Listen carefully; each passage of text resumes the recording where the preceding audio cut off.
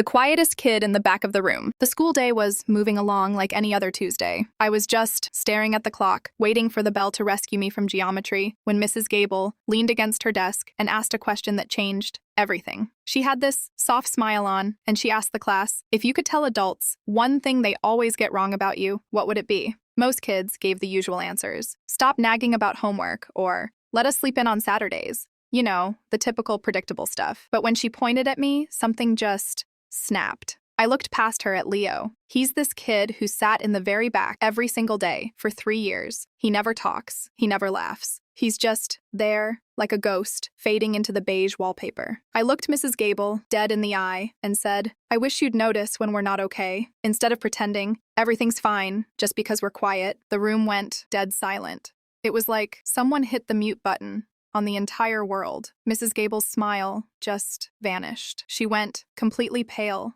like she'd seen a ghost. She asked in this tiny voice, why would you say that? I told her about Leo, how he's been disappearing right in front of us, and how not one teacher has ever pulled him aside to just ask if he's all right. Mrs. Gable didn't say a word. She just walked to the back of the room, knelt down by Leo's desk, and softly asked, Leo, are you okay? He didn't even answer. He just started sobbing right there in front of everyone. Later that day, Mrs. Gable pulled me aside. She thanked me, but then she whispered something that still gives me chills. She said, I noticed him too, but I was scared to ask. Moral of the story, don't wait for someone to ask for help. Sometimes the quietest people are screaming the loudest.